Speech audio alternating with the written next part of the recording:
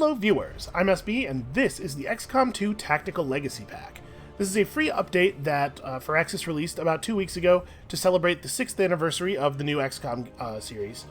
And it just like bridges the plot gap between the aliens taking over the world and the beginning of XCOM 2, where you already have the functional Avenger and everything.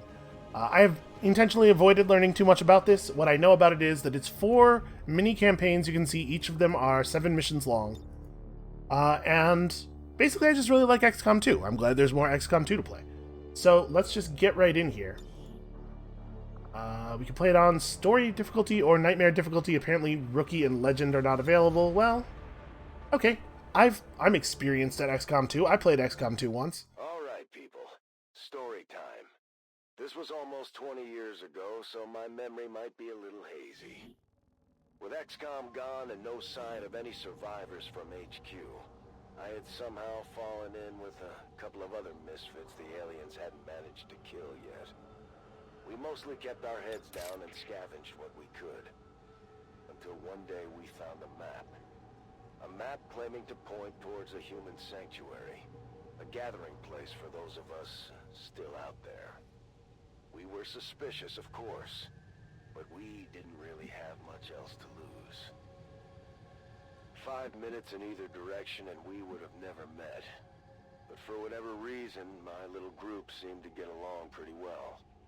We weren't much more than wandering vagabonds at that point, but the map gave us a purpose, something to work towards. That meant moving through occupied territory, though, so this was sure to be a test of our resolve. I kind of like the narrative framing of this, that it's all Bradford relating his memories of the time to people in the present of XCOM 2. It's a neat idea. So if you've never seen XCOM 2 before, it's a tactical strategy game. We're going to move around this map and neutralize all the hostile targets, apparently. Each of our soldiers has 2 actions available on our turn. So we can move twice. You can see one move gets you anywhere within the blue outline. If we want to spend our other action, we can move to anywhere within the yellow outline. Or we could move and then attack. I'm going to just spend a single action here. Let's move up and see if we can see any enemies. Our different soldiers have different weapons and different capabilities. What do we got here? Faceless. Oh, and a Viper. Alright, so the enemies, when you encounter a group of enemies, they get a quick action to take up cover, and then we got to figure out how to deal with this. So, the Viper is by far the most dangerous of this group of enemies. These faceless dudes are big and dumb. They're basically just going to run forward and slap us. I'm not too worried about that, although I guess our soldiers don't have a ton of health, right? Bradford has 7, everybody else is on 5? Okay. I don't think these guys usually hit that hard.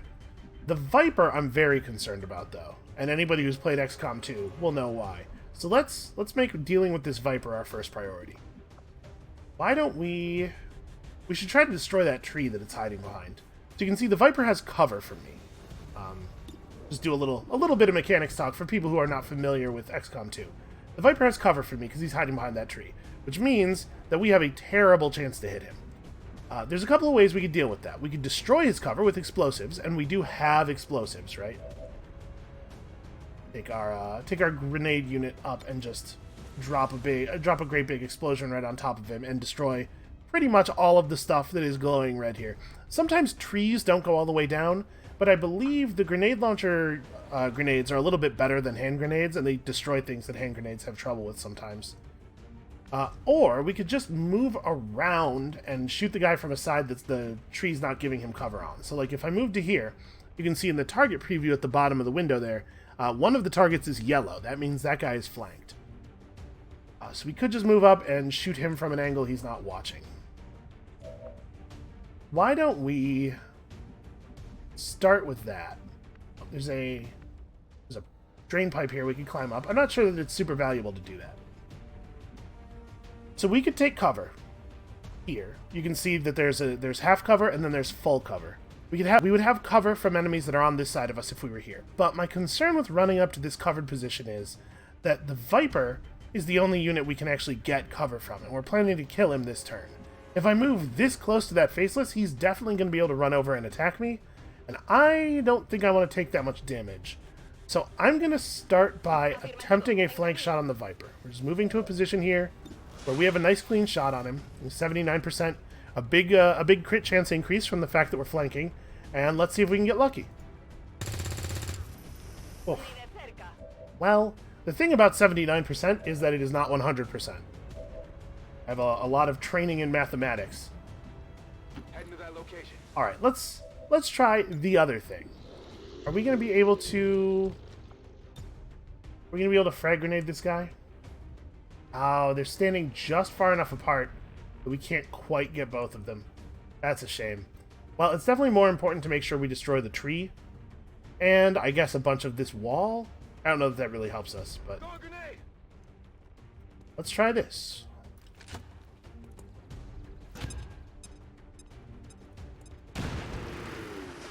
Okay, 4 damage, and we did indeed remove all of his cover. So back here we have our sniper. The marksman's rifle, unfortunately, cannot be fired after moving. So if we move this unit, she's going to be totally reliant on her pistol. Obviously, I'd like to get a real amount of damage done. So I think I'm just going to stand here and take the shot. Ordinarily, it's not a great idea to just leave your units in the open like this, but I'm pretty sure she's too far away from the faceless for them to hit her. And also... you can't get cover against melee attacks anyway. Okay. Nice big hit. So there's some kind of scoring system here. I know I fast-forwarded through that dialogue box they gave us at the beginning. Killing enemies early in the mission, killing enemies or accomplishing objectives early in the mission is worth more points. We get this early bird bonus. But we get points every time we damage an enemy, every time we kill an enemy or do a mission objective. And we lose points every time our soldiers get injured. Bradford's close enough to the faceless that we can just let him have it. The shotgun's a pretty powerful weapon, and it's more effective at close range. He has a reasonable crit chance from here, but he's definitely not going to kill this thing without a crit. And even with a crit, I don't think the crit would give enough bonus damage. So I'm wondering if maybe we just have him back up instead. We don't know how long this mission's going to be, and I am reluctant to allow my soldiers to get wounded any more than is absolutely necessary. Let's just back up for now.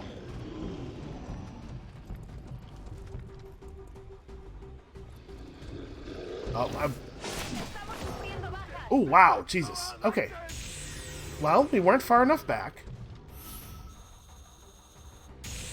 Also, losing a soldier is, wow, 5,000 points, huh? Well, if we're very good for the rest of the mission, perhaps we will be able to end with a positive score. As you can see, he had to use both of his actions to move, which is good for us, although... Surviving on whatever I could, wherever I could. Truth be told, I had just about given up on everyone by then. Our so-called leaders had already told the world the fight was over, and I was in no position to convince anyone otherwise. It does seem like things got pretty bad pretty fast. I'm trying to figure out how we do this in such a way that I get to kill one of the enemies without being in attack range of the other one. So like, we're just going to run the maximum distance away that we can with this unit. Alright, show me something good. 4 damage is pretty good. Now, Bradford has a 100% hit chance at point-blank range. The shotgun's good for this kind of thing.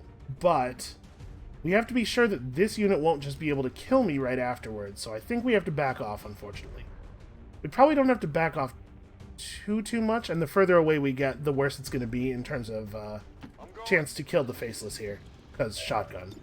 But this is pretty good odds, and there's a pretty good chance we get a kill here. The amount of flashing damage on the target's health bar is always the max damage you could do, so there's a chance that we hit this guy and still don't kill him.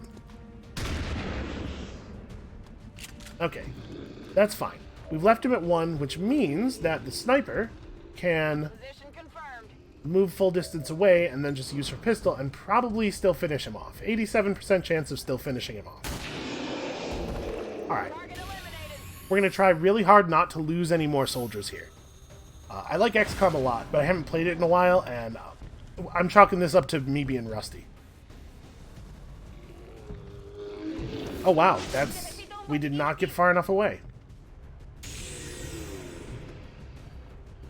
Okay, well the good news is we're in a really good position to just finish this guy off without having to move anymore, which means we get to use our sniper I rifle. don't remember all the details, especially how I made it out of the base back then. I rolled up in a smoking pile of rubble and crawled as far as I could. Beyond that, it was a lot of dark, bitter days in between. Now, as a ranger, Bradford has his shotgun, and the shotgun's great, but he also has a sword. When you run up and just sword this thing in the face, 100% chance to hit, because Bradford is a blade master and he has some bonus skills basically that make him better with the sword. And it's 100% guaranteed to do enough damage to get the kill here. So let's just take him down. Taken care of. I do enjoy the sword. Alright, I don't exactly know where we're going, I'm realizing. Just neutralize all hostile targets. Are we... Okay, you can see here the red lines indicating that this is the wall of the mission area. Okay, so we started in a corner of the map. Just need to move away from the corner. I think we're going to head in this general direction. I'm going to put the sniper up on the roof of the gas station. Maybe I should put the specialist up there too? Yeah. You get a high ground bonus when firing down on enemies. Like 10 extra aim or something. Certainly worth having. And Bradford can continue forward on the ground. Supplies. Maybe find something to eat at the diner. Unfortunately, the aliens didn't give us a whole lot of time to look around. If we're very, very good from here on, we might be able to end this mission with a positive score. Maybe. Also, I need to be really careful about our specialist never ever taking damage again. So I'm not going to run Bradford as far forward as I can, because I don't want to reveal ourselves to any more aliens. We're going to take it a little bit slow here. Just stay together. It's probably worth just using our one medkit heal on Sophia right now.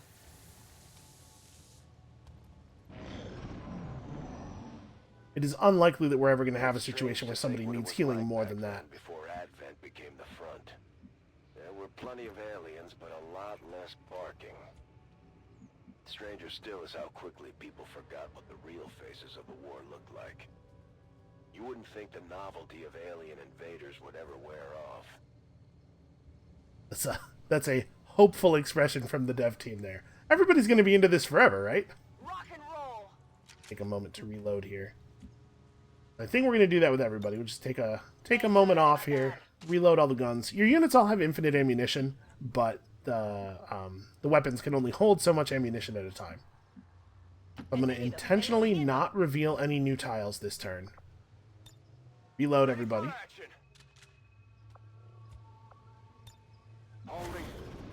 Okay, so now, as we continue forward, our sniper is in position to do stuff. I was kind of hoping that we would get to reveal aliens on our turn, but alright, I'll take this. We have a sectoid and a couple of faceless. The sectoid is not super dangerous. He's sort of like... the sectoid have psionic abilities. They're almost like wizards, a little bit. In the early days, the faceless weren't even disguised half the time.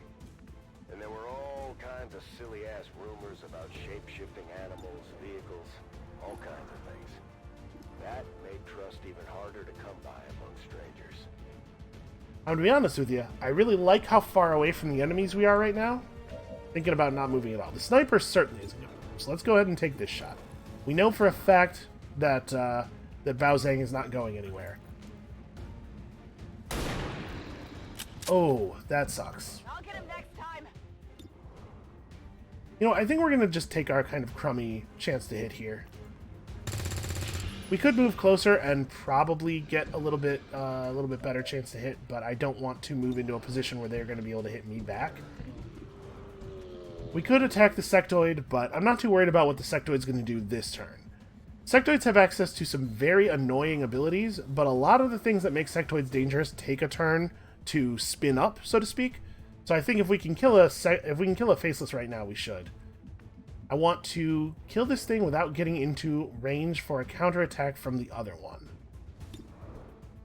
63% is not great, but I'm really nervous about moving forward because I do not have a good intuitive feel for the amount of spaces that a faceless can move anymore. Well, I could just get up on the roof. That closes the distance a little bit, but probably not in a way that gets me attacked.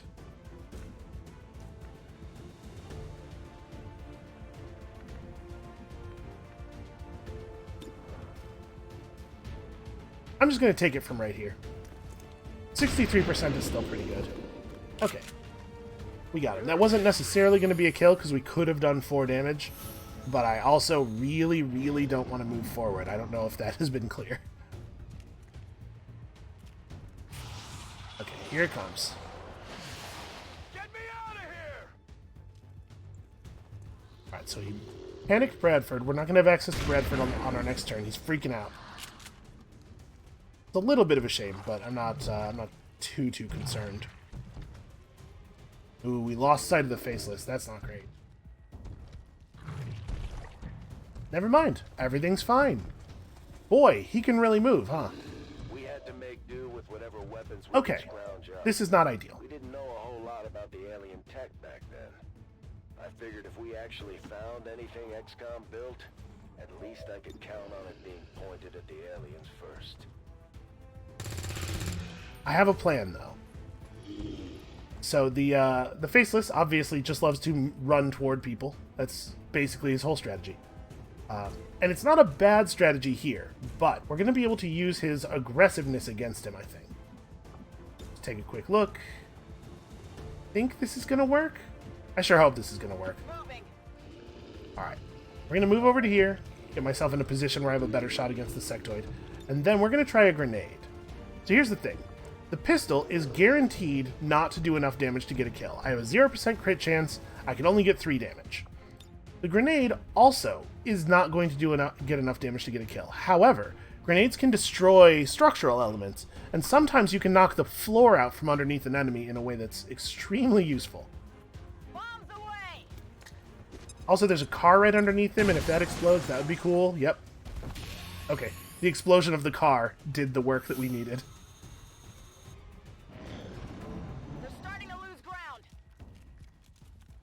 Trying to bail out to a place where our sniper can't shoot him in the face. He could be retreating to 2 more hostiles, so we have to be a little bit careful. Obviously, like, my first instinct is let's charge him with Bradford and just let him have it with the shotgun. But if we run up here, I'm a little concerned that we may discover new enemies. Really don't want to let him get away. I'm going to move up a little bit. Okay, I have him, he doesn't have me. Does our sniper have a shot? No. And it looks like target preview is blank over here as well. Yeah, there's nowhere on the roof I can see him from. He's too deep in the restaurant. Okay, well, what we're going to have to do then is move up a little bit and just shoot him with the pistol, probably. Heading out. It's not great, but every little bit helps. If he's going to be so deep inside the building, our rooftop spot, unfortunately, loses a lot of its value. Okay, she got him. That counts for something. Also, sometimes shooting at people, you will actually damage their cover and stuff. So that's part of why I wanted to do that. I wanted to see if I can make the shot a little bit better for anybody else.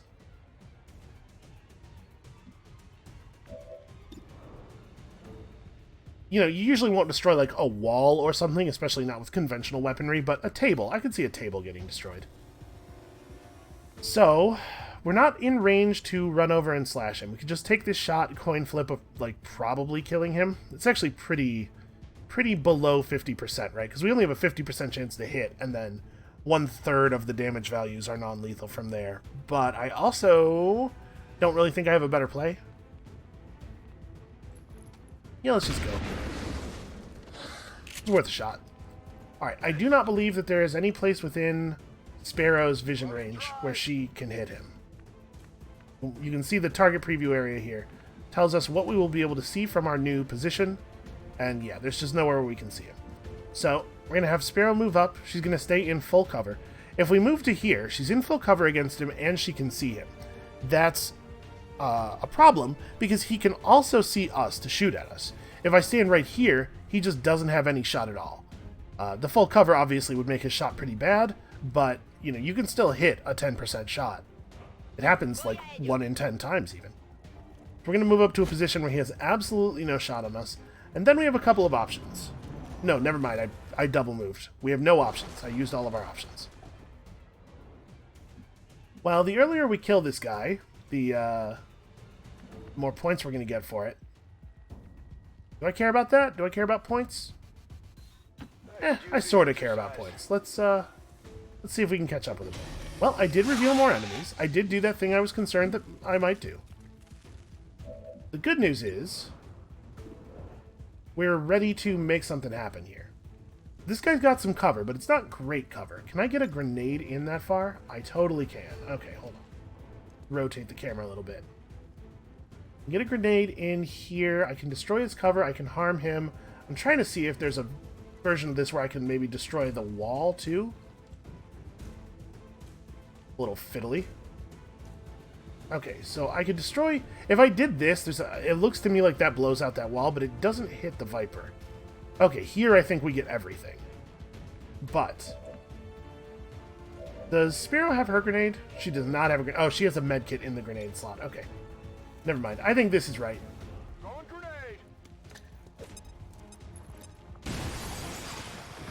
Okay, so we've removed a lot of the Viper's cover. I think this is now a very handleable situation.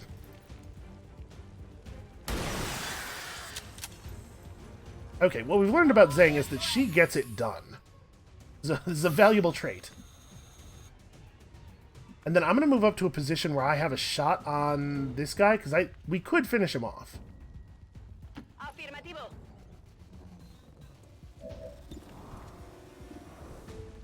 So he's way back there. We'd have to roll the highest damage value. But there's not really a point in putting a non-lethal amount of damage on this guy. Sectoids have, 7 health or whatever, but it turns out only one of those points of health matters. Alright, she did it.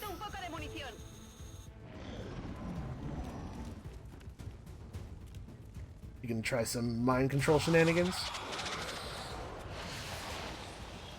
Okay, so he hit his mind control. This is what I was talking about when I said that it takes a second for, it takes like a turn for the sectoid stuff to spin up. Because now he's got her mind controlled, but he can't actually use her to do anything until his next turn. So we have this whole turn to kill him. He effectively did nothing on his turn, and we have this whole turn to kill him. So let's just get him with the slash. Oh, you can see down here in the lower right in the damage section, this enemy has a blade vulnerability trait that's going to make us do a ton of damage. We are guaranteed to hit him for lethal, right? He has 8 health, and we're going to hit for 8 to 10. I thought I was running to the close side of the table. I didn't mean to run quite so deep in there. It's getting hard to remember their faces, but I'll never forget their sacrifice. I wouldn't be here without their help. Okay, well, not exactly perfect, but it'll have to do. Our first stop yielded a few decent upgrades, but nothing that was going to set the world on fire. And there was only so much we could take with us. We had to travel light if we were going to keep up this pace. Okay, so we gotta make a choice here. The Ranger will gain a Mimic Beacon. Grenadier will replace one of his frag grenades with a Proximity Mine. Sharpshooter will get a Battle Scanner, and the Specialist will get a Skulljack. I really don't like replacing the frag grenade with a Proximity Mine. I think frag grenades are way better than Proximity Mines, generally speaking. However, the Mimic Beacon is phenomenal, is maybe the best item in the game. Certainly close to the best item in the game. Or, we could have everybody just gain stats. Unfortunately, I don't exactly know what the value of these is, and it looks like I'm not going to get any mouse over help. Agility, I believe, gives you dodge chance? Conditioning is move, perception is aim. No, speed is move. Conditioning is health, that's right. I think I'd rather have the Mimic Beacon than all of this other stuff combined, even if there weren't any other options over here. I'll be honest with you, though, I kind of wish we could just say no thanks to the Proximity Mine. Yeah, let's go this way. Mimic Beacons are bananas. Okay. We got some rank ups. We picked up some new abilities. It looks like I am not going to get mouse over on these. Okay, we'll look at them on the next mission. Unfortunately, Daryl Rutherford was killed in action, but we did pick up 2 new Grenadiers. recruiting off of this extremely successful successful play here. Alright, yeah, not great progress toward the medal on that one. We're going to have to do better on the next mission. We had Like right now. idea who made the map in the first place. But if there really was some kind of hidden sanctuary out there, I wanted to see it for myself. The map was steering us right through town, but we figured maybe we'd creep through the cemetery instead to keep things quiet. I tried to take a few notes just in case we forged a new path. If history was going to be written by the victors, then I at least wanted to have something ready just in case we finally got our act together. We were all a little suspicious, but we managed to pick up another recruit near the cemetery. As risky as it was, we needed all the help we could get, and I wasn't worried about splitting the gear another way. Once we got close, the aliens were all over us pretty quick. What we found was difficult to face. Now, Bradford has picked up the Bladestorm ability. He gets a free sword attack on any enemy that moves next to him, or tries to attack from next to him. Zhang just still has squad sight, so she can target enemies that anybody can see as long as she has direct line of sight. She's no longer limited by her vision range. Our Grenadiers have Shredder. Machine gun attacks remove armor. That's actually super powerful. And we have the ability to hack. We have... the Gremlin can perform healing. Okay, so the Gremlin is that drone that's hanging out by our Specialist. Our Specialist can hack electronics, anything that's still functional. And also, the Gremlin can deliver the healing charges. And can stop soldiers from bleeding out. And we've got some new equipment and stuff. We'll talk about the new equipment when it becomes more relevant. Let's move up and see what trouble we can get into. Bradford, this is a stealth mission. Could you please not shout? What's wrong with you, man? Alright, well, we get more points for doing stuff earlier, but also I'm afraid that moving forward might jeopardize our safety for no reason. So I think I'm just gonna... We're gonna not move past Bradford. We're gonna just creep up here slowly. And I'm gonna put our units on Overwatch. So when the unit's in Overwatch, if any enemy moves within your line of sight, you get to take a shot at him. It's like delaying my attack until the enemy turn. Confirmado. Let's keep everybody real close. We could lay down proximity mines. And I really just like... I like just shooting grenades at people. It's so simple and straightforward. Shoot it where the enemy is right now. But I didn't use the proximity mines during the campaign very much, because I was like, why would I not frag grenades? So I guess maybe I'll be impressed with their efficacy. We'll see.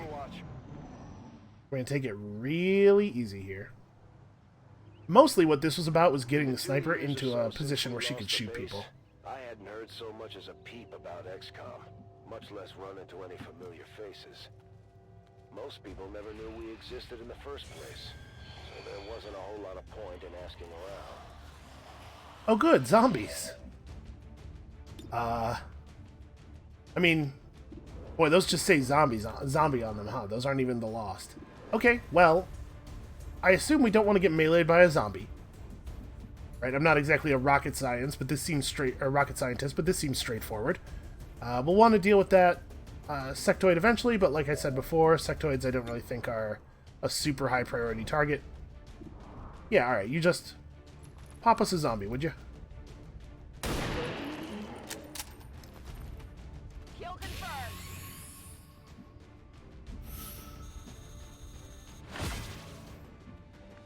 Let's see, we can move up to a position where we could maybe just shoot a grenade in.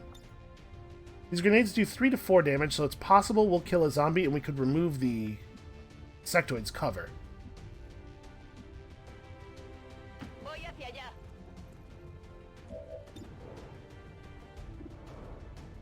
Well, all I have is a really crappy shot at the sectoid. I don't want to waste my grenades, though. What I'm thinking is that it may not be important to kill the sectoid right away. And that means that I probably just want to save the grenade, right? Yeah, let's just take down the zombies. So I think other members of the team are going to have trouble shooting this one in the back because of the position of the statue. Worth a shot. Not good. Alright, we have 2 people left, right? 2 people and Sparrow. Sparrow can only shoot at the sectoids, so everybody else needs to get to a position where they can shoot more than one target. I am going to try to preserve grenades for the moment. Although I'm a little worried that nobody's going to be able to see the other zombie. Alright, we got one down.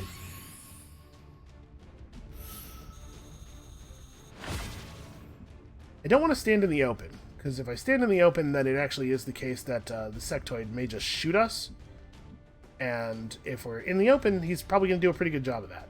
So you can see the little targeting reticle to the left of the sectoid's health bar is telling us he's the enemy that we have line of sight on from here. I was totally wrong. People have no problem hitting that back zombie. It's the front zombie that's going to cause a problem. Yeah, we could just stay in the open. Okay, I have good cover from here, and I can hit that zombie. Let's try to do that. 70% chance, and if it hits, it kills. Okay, good enough. So yeah, I think we're just going to take a crummy pot shot here. I'm not too worried about the sectoid doing any actual damage to anybody. He's probably going to try mind control or something. So we'll just take a crummy shot now, let him have his turn, and then we'll figure a better plan out from there. Ooh, that's aggressive. Well, obviously, Bradford's going to be able to just cut him in half. Okay, we got a partial resist on the mind control, so Reyes is only disoriented instead of mind controlled. During the early days of the invasion, but not like this. Not up close. They were human once, but we didn't have any choice.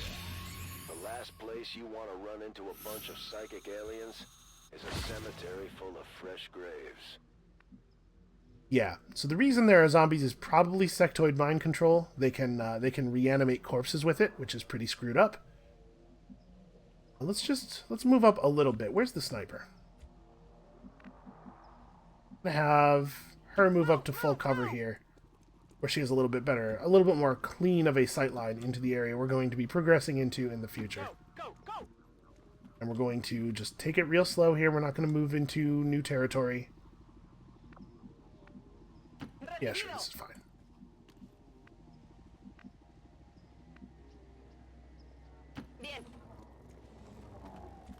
I don't want to reveal any new enemies while we have limited actions, right? I'm not sure I ever really believed in the prospect of finding survivors, and the weapons my team were after weren't going to do much on their own. Notice how I said team? That's when I started to realize what the actual payoff here was. Heading to that location. Okay, well, it looks pretty safe. So, Demon, being disoriented, can we... Yep, suffers movement and aim penalties and can't do most kinds of special abilities. So, for example, we couldn't launch a frag grenade right now. It'll just wear off on its own in time.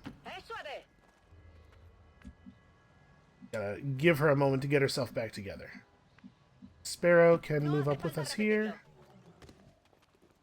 And I'm going to leave the sniper exactly where she is. And go into Overwatch.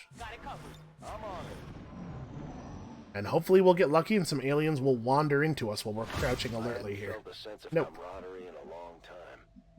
Most people were respectful of the surviving war veterans that were still out here. Some might even offer us a friendly smile. Still, I ran into plenty of people who couldn't do anything but blame us. Soldiers, politicians, doctors. We had all failed someone in one way or another. Well, this is a little creepy. Honestly, I would prefer if we did find some enemies, because all this silence is really creeping me out. I'm just going to put everybody on Overwatch. Okay, come on, just walk into view.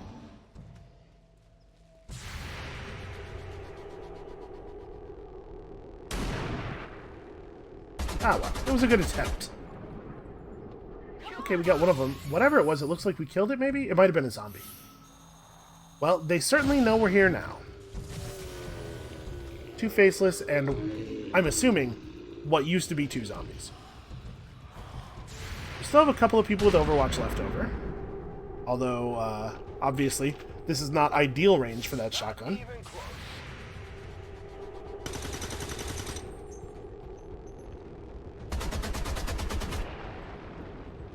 Tiro desviado.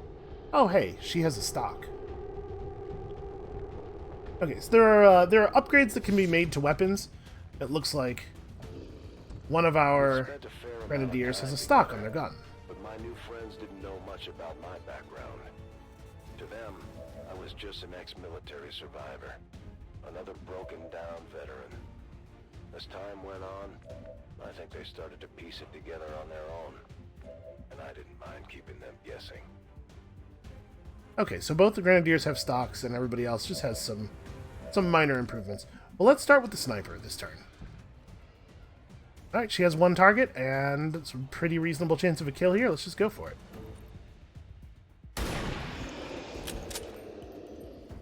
Enemy destroyed. She's got a reputation to maintain, and she's very eager to do so.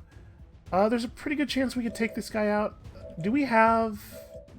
I'm assuming they're not anywhere near close enough together for a grenade to kill them both. What's the range on the proximity mine? It does explode in a pretty large area. I'm assuming that I shoot it now and then it goes off during the alien turn when they move. Which is fine. It's a little bit less valuable than a grenade, frag grenade, in that the frag grenade will explode and remove enemy cover right now. Yeah, it's a thing that I am often very interested in. Alright, I'm going to try to get this faceless down. I'm having a little bit of trouble hitting him. Afirmativo.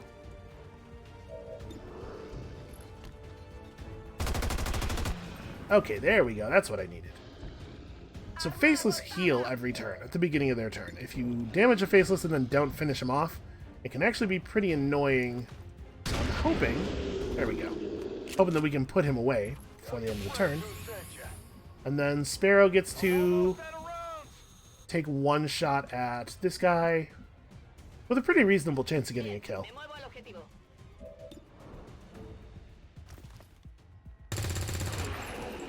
There you go. The one damage from the stock turns out made a difference. So that's what you're hoping to have happen. Every turn, every time you reveal a pack of enemies, you kill them that same turn. Don't let them have any actions. Obviously, that is going to be possible to different extents on different turns. I know for sure it didn't make it out of HQ. Assuming the aliens haven't tried to clear it out, that mountain is the final resting place for a lot of good people. I had always hoped to go back there one day and put up a marker or something at least. And the enemies are doing a really good job of standing just far enough apart that I can't kill them all in a single move. It looks like we can kill both of these zombies. Well, maybe kill both these zombies. Get both these zombies pretty wounded and also destroy that cover. See, this right here, this is what I mostly use grenades for. Not the damage directly, but the immediate cover removal. We could just grenade this guy instead, but honestly, I'm more worried about getting the zombies down right now than I am about the sectoid. Oh. We did some damage to the cover, but didn't actually kill it. That's a shame. I think Sparrow should be able to finish this guy off from here, but actually, hold on. What do I want you to do? I guess, since she has to reload anyway, she may as well move up.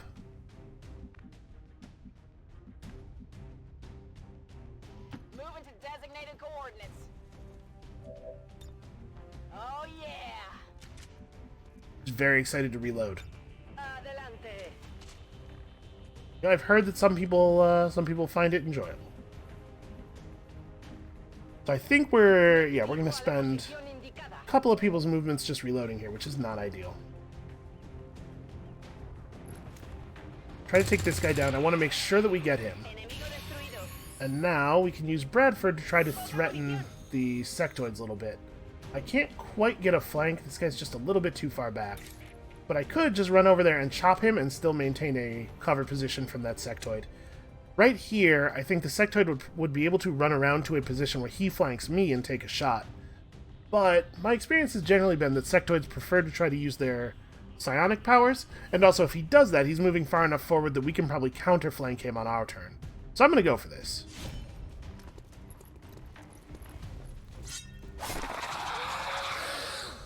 And the downside of killing a sectoid with a sword is that now that blood is all over your sword, and probably also like your face and stuff, and it looks like it smells terrible. Okay, so he did not exactly take up a flank position. In fact, he kind of took up a position from which he has no move at all. It's just open cowardice is what it is. Orders confirmed. On the move. Now, Nitro needs to reload, so we may as well just get that done. And I don't think we're going to be able to actually catch him with almost anybody. Yeah, nowhere in our blue movement range do we actually have vision. Ubicación confirmada. Let's just move up toward him. Órdenes confirmadas. En marcha. We'll take the full cover and reload here as well. He's not actually down. Actually, hold on. What we could do is Overwatch with her. If he decides he wants to try to double back on us and try some of that psionic noise, we might be able to catch him with an Overwatch. Peacock doesn't quite have vision of him. We can move her over to here. It's not going to be very useful to us, unfortunately, this turn. But we have to get her into a position where she's ready to fight stuff over here, right, as we continue to advance. Because you want to move your sniper as few times as possible over the course of the mission. No need to ask twice. Yeah, we'll just take this pretty aggressive play here. I'm going to just reload, I think. A dar caña. We're not killing this guy this turn, no matter what. On my way.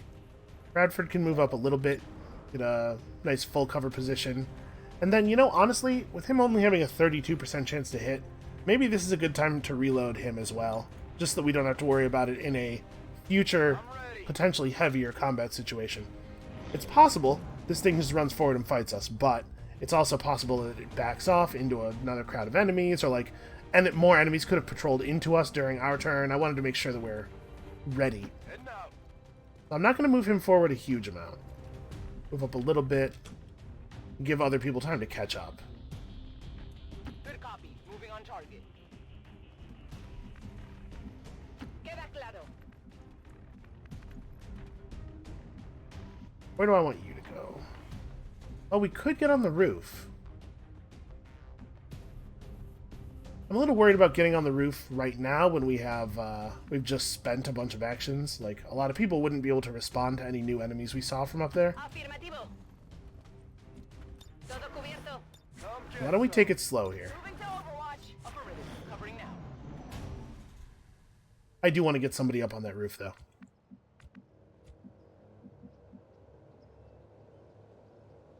Órdenes confirmadas. En marcha.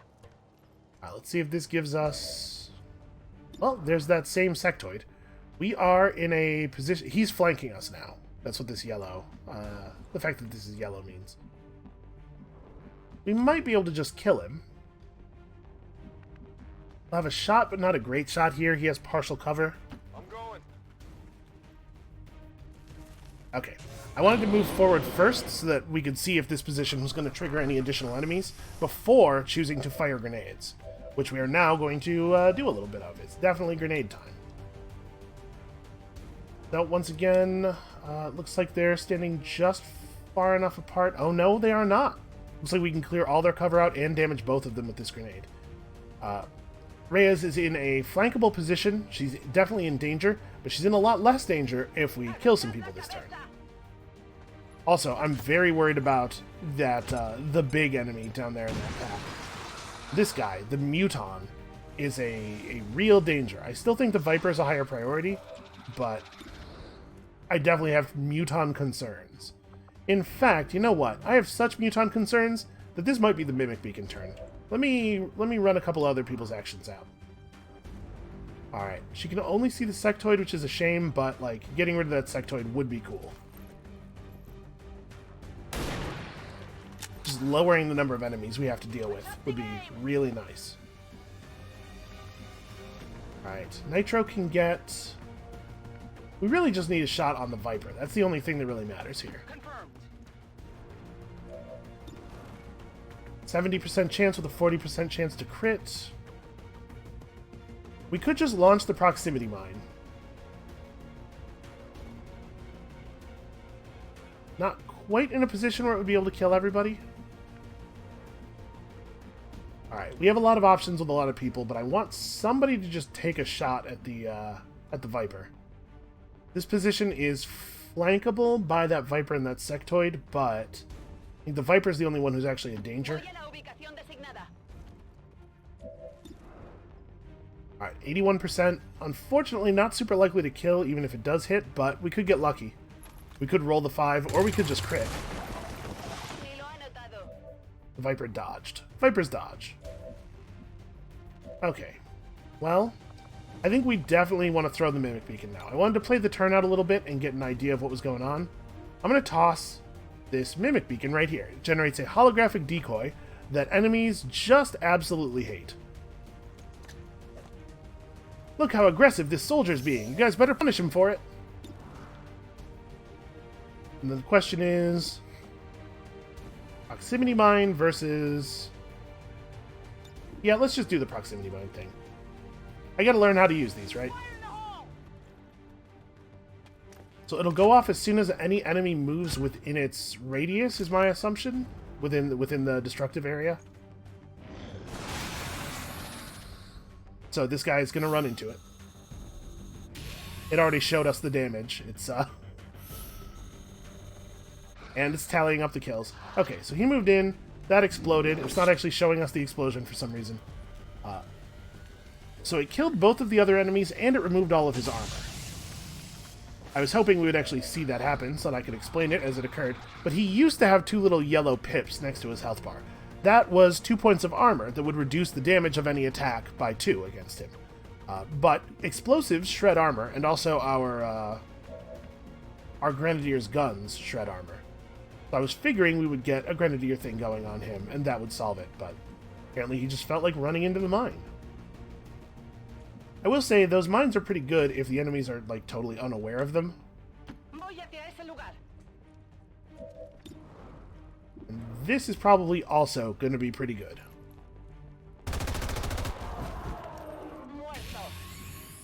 Okay, those guys are dangerous. They have big guns, they have a really powerful melee attack, and they have grenades.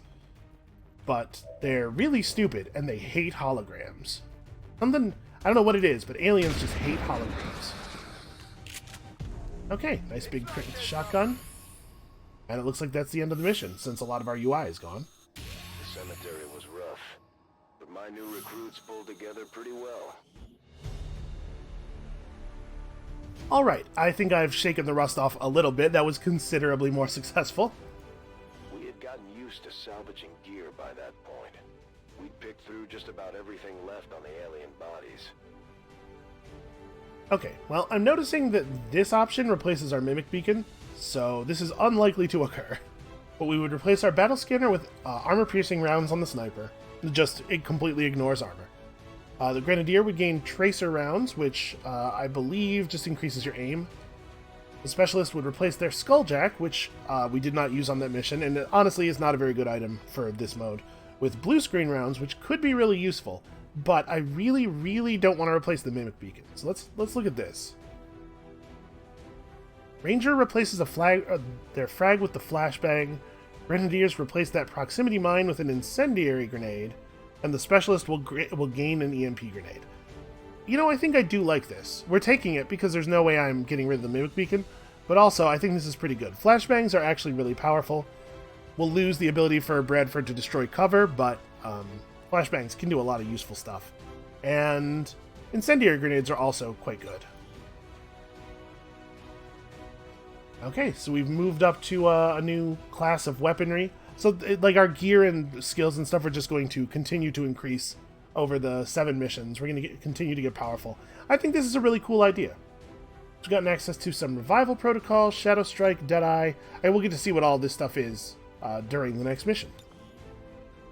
which we are not going to play right now, however. So, that's going to be it for us for today. Thank you all so much for watching. Come back next time when we continue this blast from the past, and we'll see you then.